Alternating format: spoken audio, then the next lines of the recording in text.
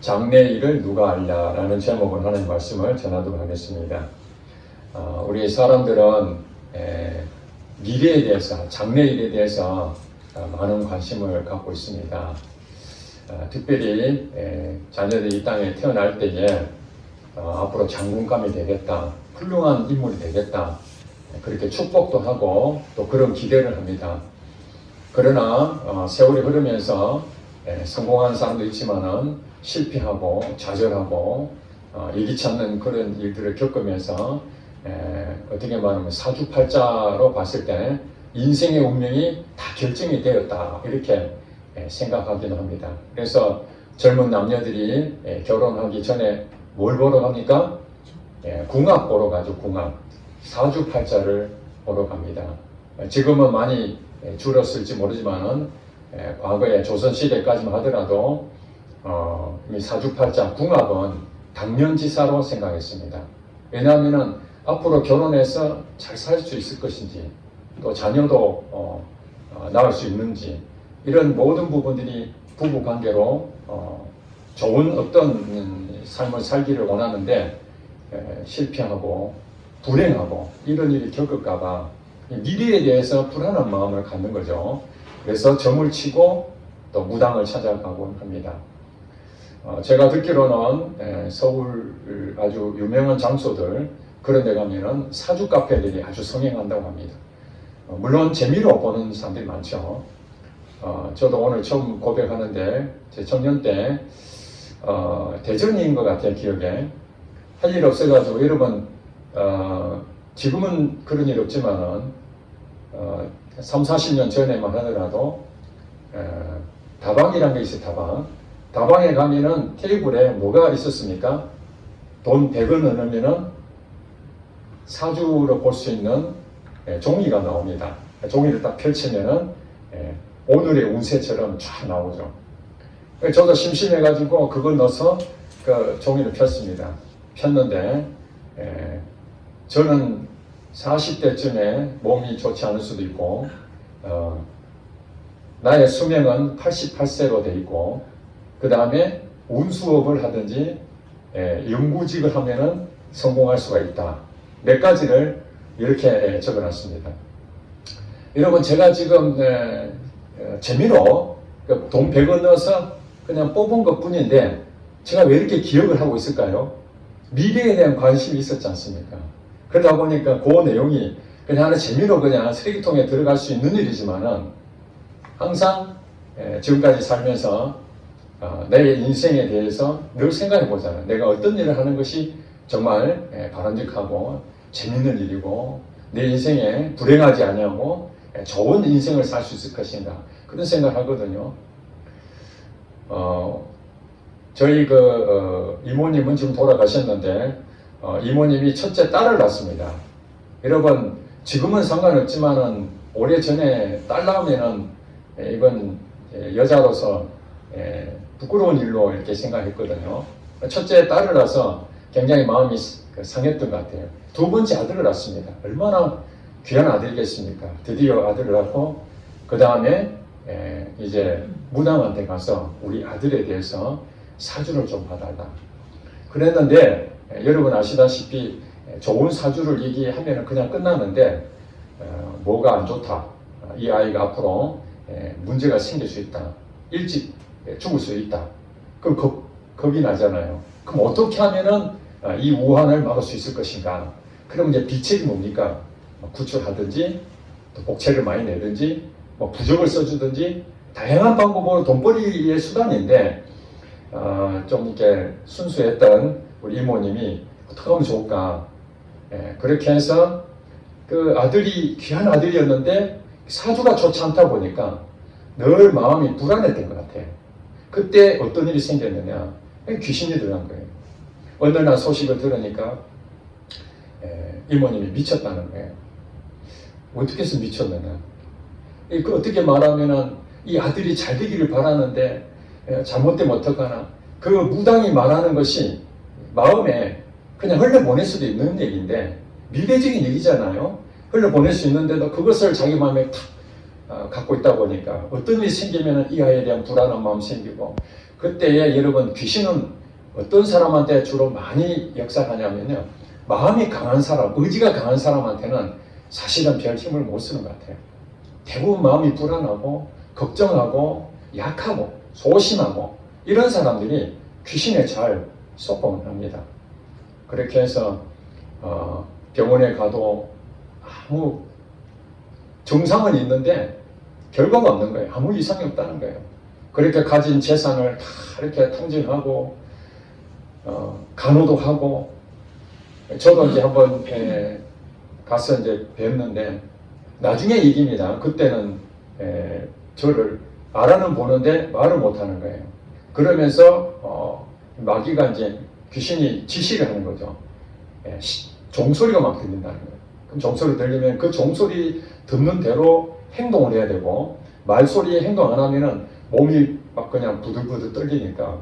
그래서 제가 듣기로는 장정들이 몇 사람은 달라붙어야 그 힘을 제어할 수 있을 정도로 연약한 여자의 몸에 그런 힘이 생긴다는 거예요. 결국에는 어떻게 고친 줄 아십니까? 용한 사람 다 해도 안 됐는데 예수를 믿고 고친 줄 믿으시기 바랍니다. 방법은 하나님밖에 없는 거예요. 귀신은 하나님 앞에 꼼짝 못 하잖아요. 귀신이 떠나가고 그 뒤에 이모하고 이모님은 철저한 정말 기독교 신자가 됐습니다. 우리가 그렇습니다. 미래에 대한 것에 대한 것이 왜 이렇게 관심이 많을까요? 그냥 자연스럽게 가면 되는데 내가 선택했던 것들이 좋은 선택일 수도 있지만 나쁜 선택도 있잖아요. 인간이기 때문에 연약하거든요.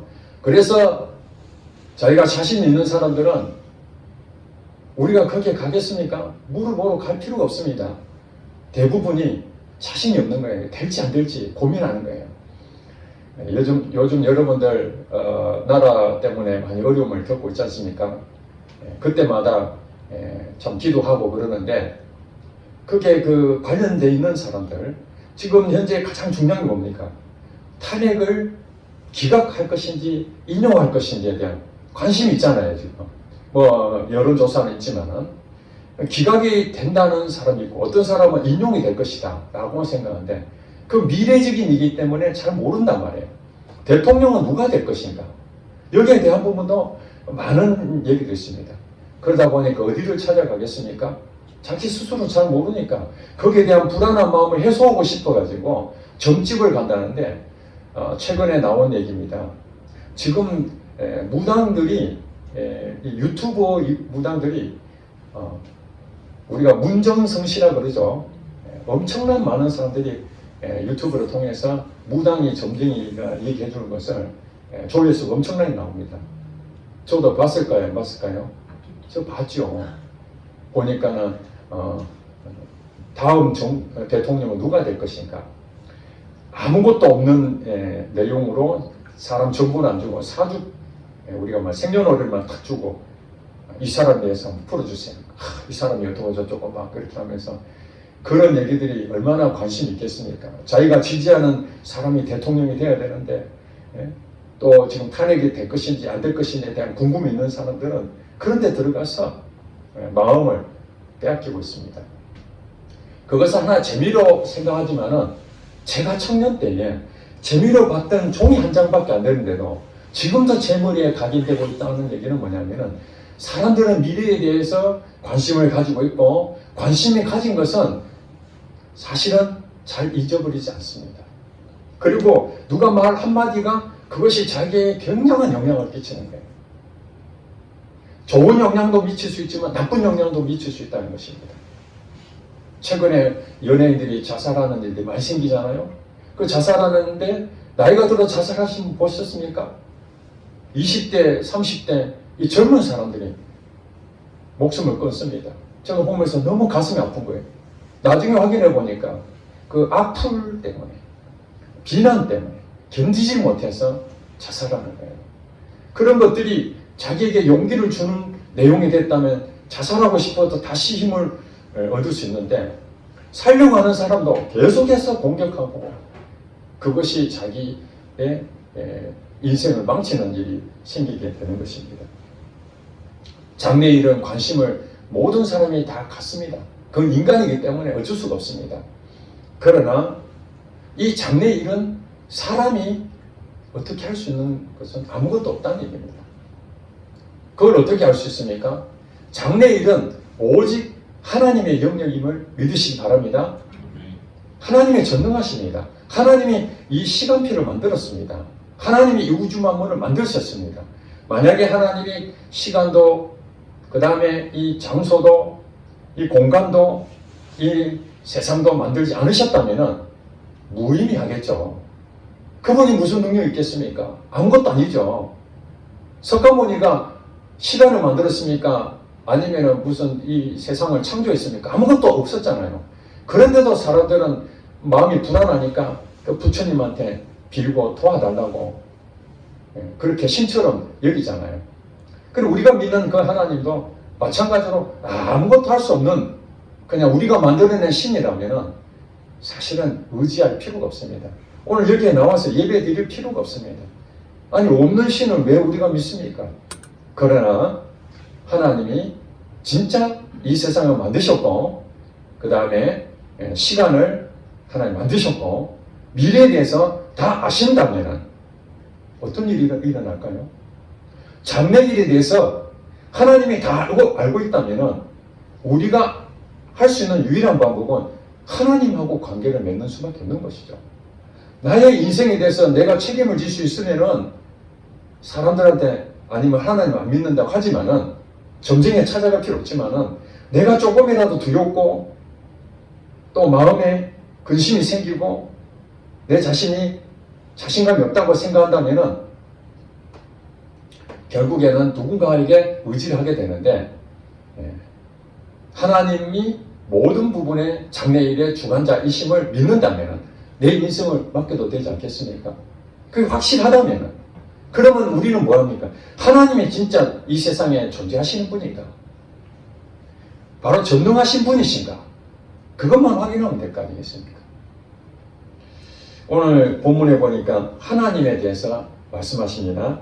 하나님께서 13절에 보니까 하나님께서 행하시는 일을 보라. 여기서 말씀하신 하나님은 그냥 가만히 앉아 계시고 그래서 예배나 받으시고 부처님처럼 도대체 이 땅에 계신지 안 계신지 존재의 가치를 모르지만은 부처님이 계셨고 내 기도를 들으시겠지 이런 생각으로 하겠지만은 여기 보니까 하나님께서 행하시는 일을 보라. 라는 얘기는 무엇입니까? 죽은 사람은 죽은 분은 뭘 행하겠습니까? 죽었는데 무덤에 들어갔는데 아무것도 못하죠. 부처님은 죽었습니까? 살았습니까? 죽었잖아요. 무덤에 들어가 있잖아요. 아무것도 못하죠. 근데 하나님은 지금도 살아 계신다는 것입니다. 그렇기 때문에 하나님은 행하시는 것입니다. 성경에 여러분 보시면요. 하나님이 행하신다는 것을 굉장히 많이 말씀하십니다. 예레미야 33장 2절 3절에 보면 일을 행하시는 여호와 그것을 만들며 성취하시는 여호와 그의 이름이 여호와라. 하나님에 대한 정의를 내렸습니다. 일을 행하신다는 거예요. 누가 행한다고요? 하나님 행하신다는 거예요. 장래 일을 전부 다 알고 계신 분이 우리의 인생 가운데에 어떻게 일을 하실지 하나님이 계획하시고 그걸 인도하신다는 거예요. 아멘. 그것을 만들며 성취하실 그 결과물까지 하나님이 다 우리의 인생 가운데 역사하신다는 사실이에요. 그리고 여러분 너무나 잘 아는 구약 성경에 보면은 모세가 이스라엘 백성들을 애굽 땅에서 이집트 땅에서 탈출시켜서 이제 가나안 땅으로 들어가야 되는데 그 앞에 홍해 바다가 있었죠. 홍해 바다. 여러분 아시죠? 홍해 바다가 어떻게 됐습니까? 딱 갈라졌잖아요. 갈라지기 전에 이스라엘 백성들이 애굽 땅에서 탈출해서 이제 우리는 가나안 땅 들어간다 하고 누르라다 하면서 나왔는데 왼걸 앞에 바다가 있다는 거예요. 그 바다가 있다는 건 우리가 이 바다라는 것은 부정적인 의미거든요. 우리 인생 가운데 이 장애물입니다. 벽입니다. 가로막혔습니다. 산이나 바다는 우리가 힘으로 감당할 수 없는 그 영역이거든요. 이스라엘 백성들도 그랬습니다. 그 고통 가운데 있는 이집트에서 노예로 살았는데 여기서 이제 자유의 사람으로 살아야 되겠다 해서 하나님 은혜 가운데 나왔는데 홍해 앞에 섰으니 기가 막힐 일 아닙니까? 살려고 나오는데 죽음이 이제 눈앞에 기다리고 있습니다. 자, 이때 사람들의 마음은 어땠을까요? 기가 막힐 일이죠. 뭐. 점쟁이한테 있었으면 다 물어보고 싶을 정도예요. 야, 지금 우리 이거 다 죽을 수밖에 없는데 살 길이 없나? 어떻게 하면 좋겠나? 이럴 수 있잖아요. 모세가 하나님한테 어떻게 하면 되겠습니까? 이 이스라엘 백성들이 한두 명도 아니고 몇백만 명이 탈출했는데 이 홍해 바다 앞에서 다 빠져 죽게 됐습니다. 하나님 어떻게 하면 좋겠습니까? 하나님께서 이렇게 말씀하십니다. 너희는 가만히 있어. 너희가 할 일은 아무것도 없다. 너희는 가만히 있어. 하나님이 어떻게 구원할지 똑똑히 보라. 이렇게 말씀하셨습니다. 여러분 앞에 인생 가운데에 막막한 때가 있을 거예요. 과거에도 있었고 지금도 있을 수 있습니다. 아니 미래에도 그런 일이 있을 수 있습니다. 홍해 바다 앞에 있는 것처럼 야 기가 막히죠. 내 인생 이거 어떡하나. 여기서 죽을 수밖에 없구나. 이렇게 생각할 때 하나님 여러분한테 이렇게 말씀하십니다. 너희는 가만히 있어. 네가 할 일은 아무것도 없어. 네가 아무리 그것을 이기려고 애를 쓴다고 되는 일이 아니야. 왜냐하면 이것은 사람의 영역으로 할 수 없는 일이기 때문에. 만약에 인간이 그것을 할 수 있는 영역이라면 누구를 의지하겠어요? 자기가 돌파해 나가면 되지. 그런데 홍해 바다는 인간의 힘으로 할 수 없는 그런 영역이거든요. 너희는 가만히 있어. 하나님이 어떻게 이 백성들을 구원할지 잘 봐라 하면서 어떻게 하셨다고요? 밤새도록 동풍을 불어서 이 바다에 바람이 부니까 거기서 양쪽으로 갈라지기 시작합니다.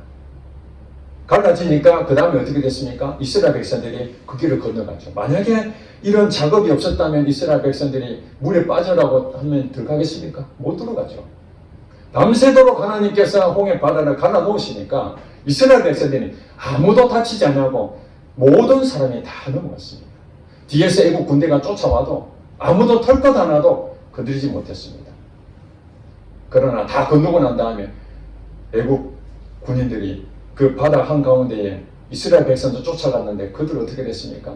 하나님께서 다시 명하여 이 홍해 바다가 다시 하나로 뭉쳐지니까 다 죽어버리지 않습니까? 그럼 여러분 그 사건들이 이 성경에 기록됐으니까 그런 일이 지어낸 하나의 소설 같은 얘기겠구나 이렇게 생각할 수 있잖아요. 그런데 실질적으로요 그 홍해 바다 밑에 나중에 고고학자들이 그 안에 다 보니까 병사들이 애국 병사들이 빠져 죽었다 그랬잖아요. 그때 그 기병들 바퀴들 마차의 바퀴들 있잖아요. 거기 홍해 바다 그 속에 나왔다는 일입니다. 유물이 거기에 나왔다는 일이에요. 그러면 여러분 그게 실제가 아니면 그게 나올 수 있습니까? 지어낸 얘기는 있을 수 없는 일이잖아요. 소설로 쓰면 그 내용은 하나도 안 나오겠죠. 그러나 그게 다 보니까 로마 이집트에 있었던 그 당시의 유물들이 거기에 있었다는 사실이 밝혀진 겁니다. 발견된 겁니다. 후대 사람들이 알게 된 것이죠. 하나님께서 너희는 가만히 있어. 어떻게 구원할지 보라. 왜? 미래는 하나님의 영역이기 때문에. 사람들은 눈앞에 있는 홍해를 바라보니까 두려움에 떨죠. 야, 이제 죽었구나.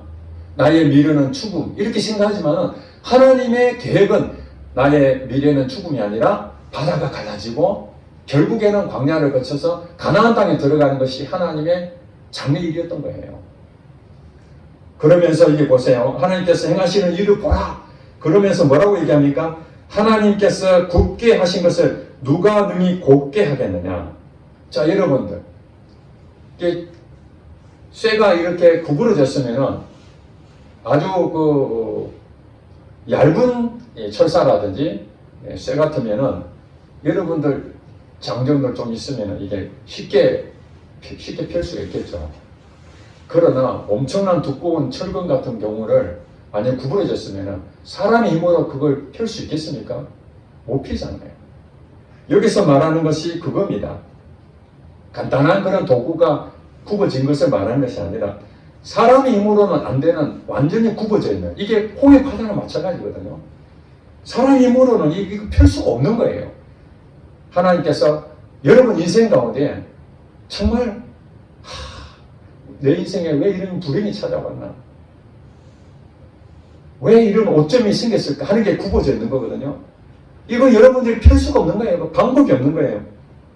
누가 곱게 하겠느냐? 아무도 그걸 하나님이 딱 굽게 하면은 이거 펼 수가 없는 거예요. 펴진 것을 여러분 굽게 할 수 있는 안 되는 거예요. 그건 뭐라는 거예요? 하나님만 하실 수 있다는 거예요. 여러분 욥에 대해서 잘 아시잖아요. 욥은 가진 재물이 많습니다. 자녀들도 10명이나 있었습니다. 부귀영화를 누렸던 사람인데 하루아침에 재물 다 없어져 버리고 자녀들도 다 죽었습니다. 기가 막힌 일 아닙니까? 어떻게 말하면 인생 가운데 똑바로 펼쳐져 있었는데 부귀영화를 누리는 정말 누가 보더라도 부러운 축복의 대상이었는데 하나님께서 딱 구부려 버리니까 어느 날 가지고 있던 모든 재물을 다 날아가고 사랑하는 가족도 잃어버리는 그런 일이 딱 생긴 거예요. 자, 여기서 인간이 할 수 있는 일이 무엇입니까? 아무것도 할 수 없다는 거예요. 하나님 뭐라고 말씀하시나요? 너희는 가만히 있어. 뭐 하라고요? 하나님이 어떻게 다시 펼칠지 지켜보라는 거예요. 지켜보라. 그제 금요일날 부고장을 하나 받았습니다. 그 부고장에는 보니까 우리 1층 1층에 주인집이었습니다. 그래서 아버님이 돌아가셨는가. 그래서 제가 내용을 확인해 보니까 아버님이 돌아가신 것이 아니라 아들이 죽은 거예요. 아들 둘이가 있는데 그 아이 둘이는 어렸을 때부터 제가 늘 봐왔거든요. 가서 먹을 것도 주고 그랬는데 그 아이가 18살, 나이고 18살, 고등학생입니다. 그 아이가 죽었다고 부고장에 나와왔어요. 저 너무 기가 막힌 거예요. 그래서 그날 이제 문상 가서 어떻게 된 건지 이렇게 얘기를 나눴는데 5년 전에 뇌에 이상이 생겨서 검사를 했는데 뇌종양으로 판정을 받았다는 거예요. 저는 전문 용어를 잘 모르는데 거기서 전문 용어로 뇌종양의 상태가 그냥 딱 우리가 볼 때 그냥 뇌종양 이렇게 한마디 하는데 그 의학 용어가 여러 가지 있는 것 같아요. 근데 이것도 하나의 뇌종양의 한 부분인데 아주 안 좋은 뇌종양이에요. 방사선 치료도 하고 여러 가지 방법을 해서 일시적으로 좋아지기도 했지만은 결국에는 이 땅을 떠나게 됐다. 하나님 품에 가게 됐다. 여러분 부모님이 돌아가실 때도 가슴이 먹먹하고 정말 세상을 잃은 것처럼 슬픔이 찾아오는데 고이 길렀던 그 아이가 하루아침에 내 품에서 떠나는 그 상황이 왔을 때 어떤 때는 이 아이가 회복될 것이야 그러면서 모든 마음과 정성을 다해서 치료를 받고 했지만 결국에는 떠났을 때 그 마음이 얼마나 슬프겠습니까? 제가 우리 주인 되는 그 분하고 마음을 굳게 먹고 위로를 하는데 저희 자녀가 아니지만은 그 아비의 마음, 부모의 마음이 그냥 느껴지니까 그냥 그 자리에서 제가 눈물이 팍 쏟아졌어요. 같이 울었어요. 같이 안으면서. 그래서 위로가 안 되는 거예요. 제가 아무리 그 사람에게 위로한다고 위로가 되겠습니까? 자녀를 잃어볼 적이 없는 사람이 자녀를 잃은 그 마음 어떻게 하겠습니까? 그 주인도 아들이 이렇게 세상을 떠날 줄 몰랐겠죠. 장래일을 몰랐으니까. 슬픔을 당한 지금 현 상황에서는 기가 막히고 인생에 왜 이런 일이 내한테 일어났는가. 때로는 자기를 저주하기도 하고 어떻게든지 이것을 회복하기를 그런 마음은 있지만 의욕이 생기겠습니까? 주변 사람들의 위로가 되겠습니까? 그러나 이제 시간이 흐르고 세월이 흘러서 어느 날 잃었던 아들 때문에 마음이 힘들었지만 또 좋은 어떤 환경이 또 조성이 돼서 인생의 행복한 그런 시간도 온다는 사실입니다. 그것을 성경에는 이렇게 말합니다. 자, 14절에 보니까 형통한 날에는 기뻐하고 공고한 날에는 되돌아보아라. 이 두 가지를 하나님이 병행하게 하사 사람이 그의 장래일을 능히 헤아려 알지 못하게 하셨느니라. 아멘. 여기 두 가지를 하나님이 병행하게 하셨다는 거예요. 우리 인생 가운데에 어떤 사람도 예수를 믿는 사람이든 예수를 안 믿는 사람 어떤 사람도 인생 가운데 이 세상 떠나는 그날까지 두 가지가 항상 썰물과 민물처럼 계속 찾아온다는 거예요. 하나는 형통한 날이 올 것이고 또 하나는 공고한 날이 온다는 거예요. 좋은 일이 있고 나쁜 일이 있다는 거예요. 여러분 인생을 한번 돌이켜보세요. 항상 나빴습니까? 아니면 여러분 인생 가운데 항상 좋았습니까? 아닙니다. 좋을 때도 있었고 나쁠 때도 있었습니다. 범사에 다 때가 있다고 전도서에 말하잖아요. 가난할 때도 있었고 부유할 때도 있었고 슬플 때도 있었고 기뻐할 때도 있고 이런 것들이 반복적으로 일어나는데 이것이 바로 하나님께서 그렇게 허락하셨다는 거예요. 이 두 가지가 우리 인생 가운데 번갈아 가면서 물론 그 크기는 사람마다 좀 다를 수 있겠죠. 정말 큰 어려움을 당한 사람도 있고 작은 어려움을 당한 사람도 있고 아주 대박을 나는 그런 좋은 일도 있고 아주 사소한 것도 있을 수 있고 그런 여러 가지 어떤 크기는 다를 수 있을지 모르지만은 우리 인생 가운데 이렇게 두 가지 부분이 병행해서 온다는 거예요. 그 이유가 무엇입니까? 바로 장래 일을 능히 헤아려 알지 못하게 하셨느냐. 하나님께서는 우리 인간에게 미래 일을 알지 못하게 하시는 거예요. 미래 일을. 여러분 주식 투자하면은 돈을 다 벌면은 누가 주식 투자 안 하겠습니까? 그렇죠? 차트를 갖다 놓고 공부 많이 한다고 다 성공합니까? 아니잖아요. 모의로 하면은 잘 돼요. 모의로. 그 실전에 가면 또 안 되는 거예요. 그 이유가 무엇인지 아십니까? 죽어 있으면은 표적지에 죽어 있는 것은 딱 쏘면은 0점 조정해가지고 쏘면은 거의 맞을 가능성이 많잖아요. 근데 움직이는 것을 쏘면은 어떻게 움직이는 것이 이리 갈지 저리 갈지 공중으로 갈지 밑으로 갈지 아무도 모르잖아요. 거기다가 총을 쏜다는 것은 이거는 예측 불허거든요. 주식이 마찬가지입니다. 물론 어느 정도의 예측 가능한 범위는 있겠지만은 그렇다고 해서 모든 부분들이 다 예측 가능할 수 없다는 거예요. 오를 수도 있으면 내릴 수도 있고 이 등락폭이 좀 차이가 있을 뿐이지 올랐다 내려갔다 계속 그러잖아요. 여러분 차트를 과거부터 지금까지 쭉 해보세요. 어떤 것도 그냥 쭉 올라온다는 얘기 아니면 계속 내려간 일이 없어요. 올랐다 내려갔다 올라갔다 내려갔다 하잖아요. 그것을 잘 이제 예측하고 적중하는 부분 되면은 우리가 말하는 수입이 되는 것이고 그것을 잘못하면 이제 실패가 되는 것이죠. 그러니까 이 주식이 오르고 내려가는 예상에 대해서 적중하느냐 아니면 실패하느냐에 대해서 수익의 차이가 생긴 것처럼 우리 인생 가운데서도 선택에 대해서 이렇게 하느냐 저렇게 하느냐 어떤 인생에 대해서 예측하는 부분에 대해서 여러분들이 잘 맞으면은 그게 좋은 어떤 결과가 나올 수 있지만은 그러지 못할 때가 또 있거든요.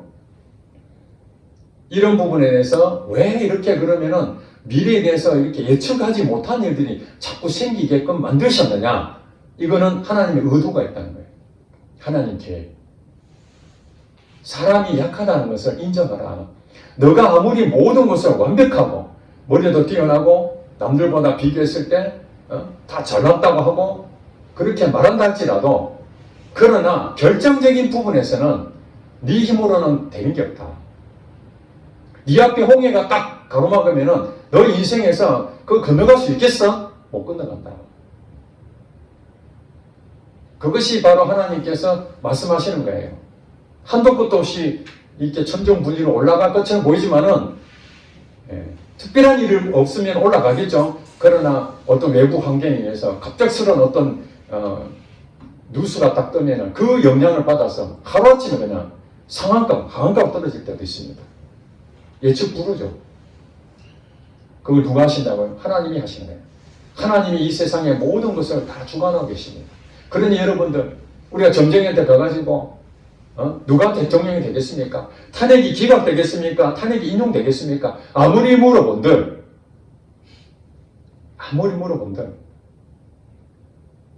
그것이 정확하게 맞습니다라고 확신 있게 대답할 무당이 있습니까? 아무도 없죠. 과거에 어떤 그 무당이 신통하게 우리나라 대통령이 누가 될 것이라고 맞췄고, 뭐 김일성이가 언제 죽었다 그것도 맞췄다는 무당이 있었습니다. 그래서 방송에 나와가지고 야, 이 신기가 대단하다라고 했는데, 그러면은 다음 대통령은 누가 되겠습니까? 정씨가 됩니다. 정도령 아시? 정도령. 예. 역사적으로 봐야 정도령. 정씨가 됩니다. 그 당시에 정씨가 정주영 회장이었습니다. 그래서 사람들이 야, 이제 정주행이 되겠구나 하고 막 했는데 3등 했습니다. 떨어졌습니다. 여러분, 몇 가지 맞췄다 해가지고 그 다음 것도 맞춘다면은 그 진짜 용하죠. 10번, 100번, 1000번 했는데 다 맞추면은 그 사람은 지금 밥 먹을 시간도 없을 것입니다. 문정성 씨뿐만 아니라 그냥 완전히 신이 될 겁니다. 그러나 몇 번 맞췄다고 그 사람이 용하지 않는다는 거예요. 영적인 존재했던 그 귀신이 영적인 존재 가지고 그 조그마한 걸 가지고도 그렇게 사람을 부려버리는데, 거기에 우리가 속을 필요가 없습니다. 탄핵이 인용되든 기각이 되든 대통령이 누가 되든 주관자는 하나님이신 줄 믿으시기 바랍니다. 그렇다면 우리는 어떻게 됩니까? 우리는 걱정할 필요가 없는 거예요. 미래에 대해서 너무 걱정이 되니까 행동을 옮겨지는 거죠. 내가 뭔가 해보려고 애를 씁니다. 그렇다고 해서 모든 부분을 하나님한테 맡겨놓고 나는 그냥 침묵하고 입 닫고 살아야 되겠다. 나는 내대로 살고 나라는 어떻게 되든지, 회사는 어떻게 되든지, 내만 잘 먹고 잘 살자, 교회가 어떻게 되든지 내 혼자 신앙생활 잘하면 되지, 이렇게 하라는 뜻은 아닙니다. 여러분들 오해는 안 하시기 바랍니다. 중요한 것은 우리가 근심이 되는 일들이 있을 거라는 거예요. 뭐에 대해서? 미래에 대해서. 야, 이거 어떻게 되지? 우리 아들 앞으로 어떻게 될 것이지? 우리 남편, 우리 아내, 우리 부부 사이는 어떻게 되지? 결혼이나 하겠어? 이 상태에서는 결혼도 못할 것 같은데. 여러분, 이런 것도 염려가 되잖아요. 장래일이거든요. 누구한테 맡기라고요? 하나님께 맡겨라는 거예요.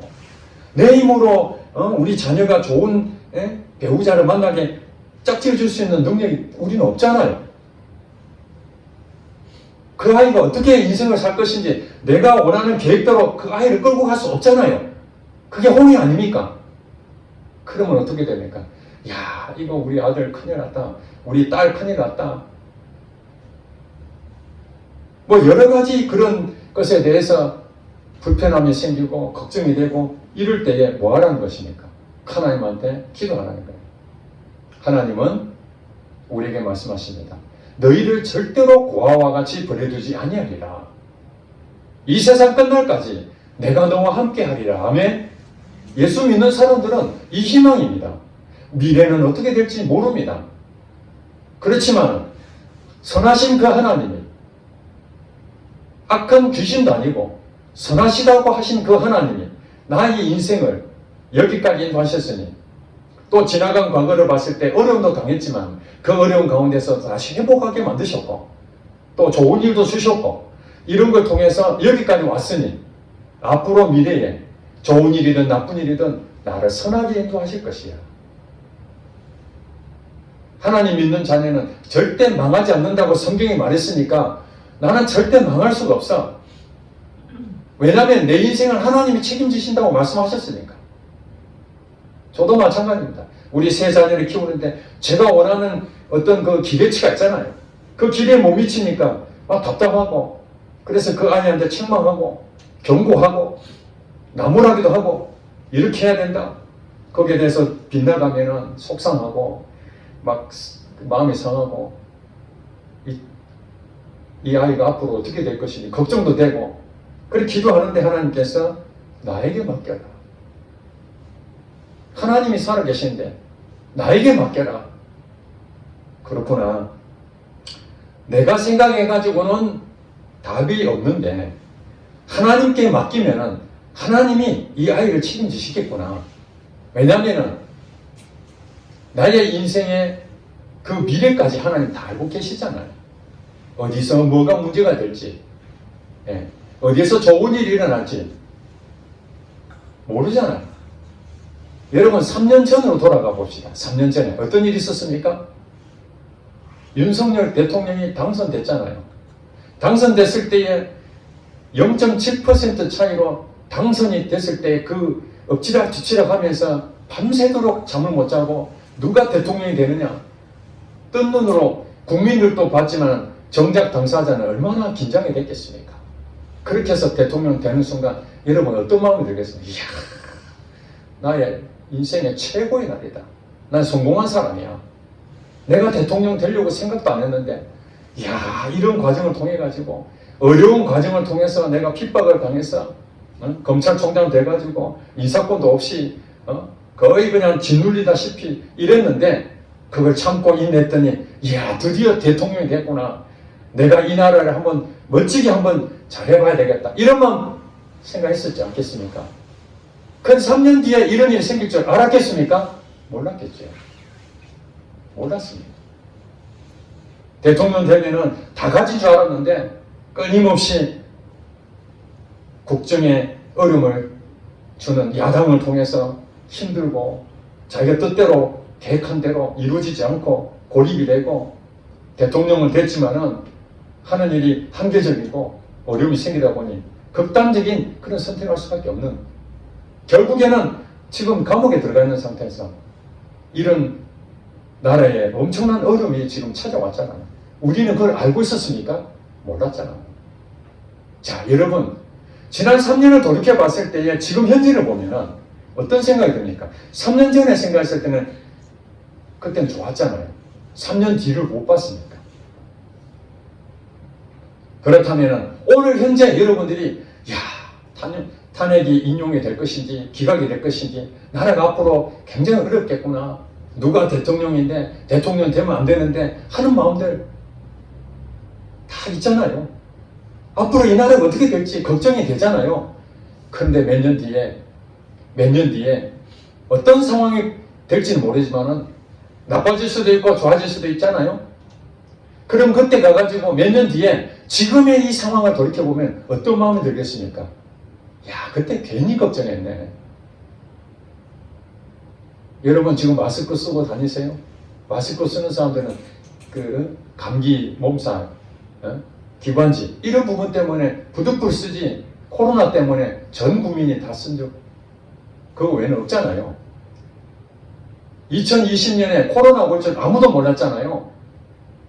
여러분 마스크 하나 약국에서 한 사람당 2장, 그것도 주민번호 이거 다 확인하고 2장씩 받는다고 줄 섰잖아요. 그리고 코로나 걸린 사람이 있으면 그 주변에 반경에 수십 명이 불려가가지고 검사 다 받았잖아요. 그럼 지금 코로나 없어졌습니까? 여전히 코로나가 있습니다. 그런데도 마스크도 안 쓰고 검사도 안 하고 아무 문제 없이 다니고 있잖아요. 그럼 여러분 생각하세요. 2020년 2월달이니까 지금 5년 전이잖아요. 5년 전으로 여러분 돌아가시면은 여러분 이 코로나 때문에 사람은 죽어나가고 이야, 이건 이제 큰일 났다. 전 세계가 이거 엄청나구나. 그런 위험한 그런 생각들, 두려운 마음들 여러분 있었지 않겠습니까?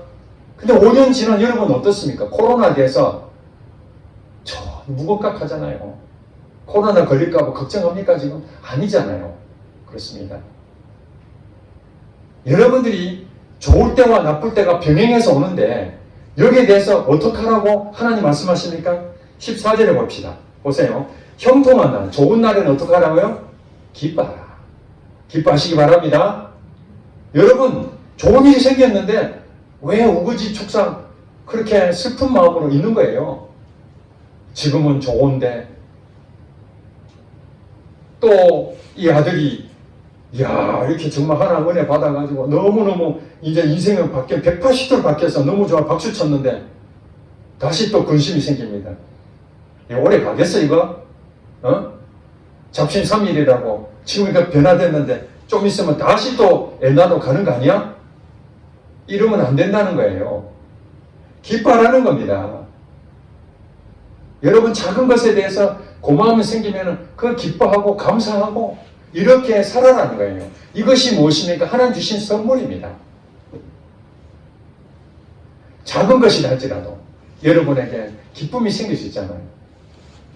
갑자기 몰랐는데 여러분 세금 낸 거 돌려준다 환급금 보셨잖아요. 전혀 생각도 못했는데 진짜 나중에 보니까 그 세금을 내가 받았어야 되는데 못 받았어요. 확인해 보니까 돈이 몇십만 원이 도른다고 생각. 기쁘잖아요. 그때 뭐 하라고요? 야, 이 돈 내 공짜가 생겼는데 이 돈 뭐 필요하겠어?